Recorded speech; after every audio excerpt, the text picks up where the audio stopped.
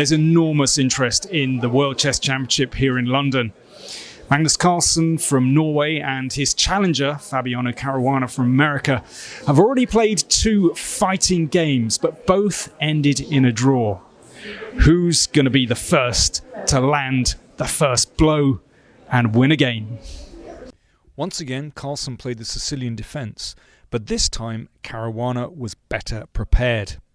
He initiated a complex positional struggle where manoeuvring predominated.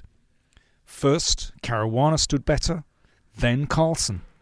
They reached an endgame where Carlsen tried to exploit his slight space advantage, a very familiar story.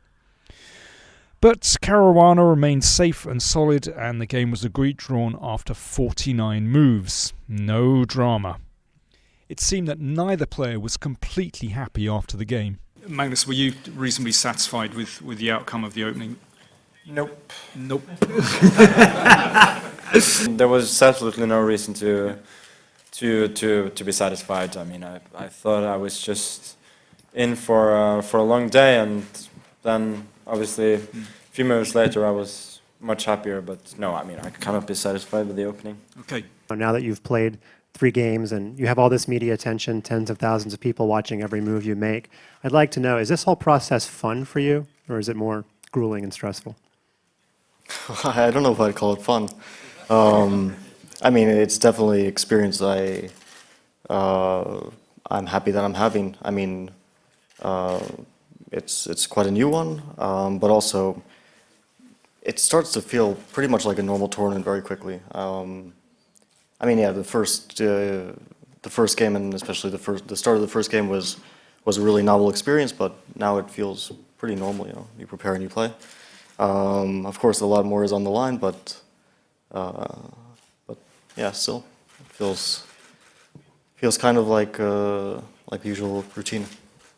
This is the position after Fabiano's 39th move, and it's quite clear that Magnus has been squeezing away over the past 10 moves or so, and, well, Fabiano, I think, just kind of let things slide a bit.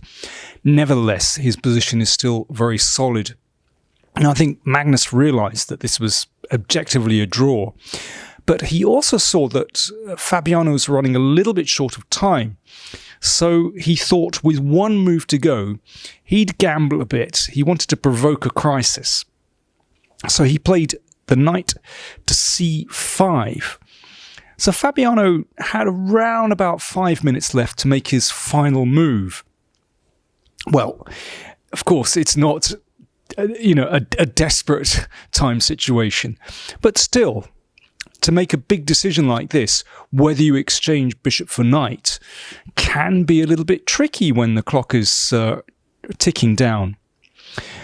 But Fabiano actually played very confidently here. If the knight comes into d3, things could be tricky.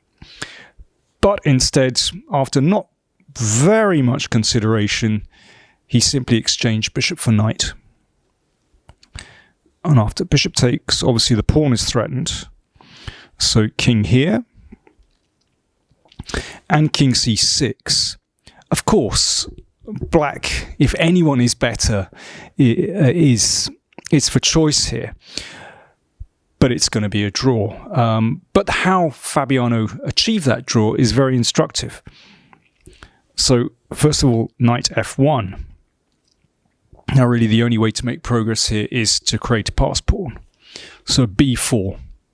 Of course, they're well past the time control now, but okay, these moves aren't difficult by this stage. So, pawns were exchanged.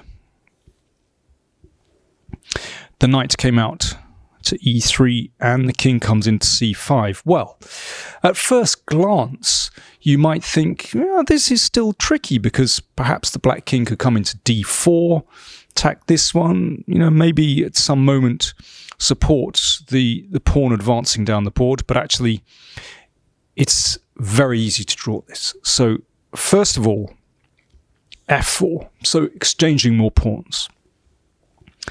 These were exchanged off. Now, in any case, it would be a mistake to bring the king in straight away because of a knight check. So the bishop came back, and you never know, it might come back here to take the pawn. Fabiano exchanged more pawns with pawn to f5. This was taken. One could recapture this, but Fabiano's next move was absolutely decisive. He simply gave up his knight for the pawn. And, well, the players agreed a draw in this position. So even though Magnus is a piece up, this is a completely drawn position, because even if these two pawns disappear, the king just heads for the corner and it can't be pushed out of the way. So this is a very well-known drawing situation where here the king can't be pushed out of the way because the bishop runs on the opposite colour to the king. Theoretical draw, and, well, the players really didn't bother making any more moves, of course. It's evident to them it's a draw. So, game 3 also drawn. The deadlock hasn't been broken yet. Game 4 tomorrow. Very interesting to see how Magnus manages, if he manages to squeeze something with the white pieces again.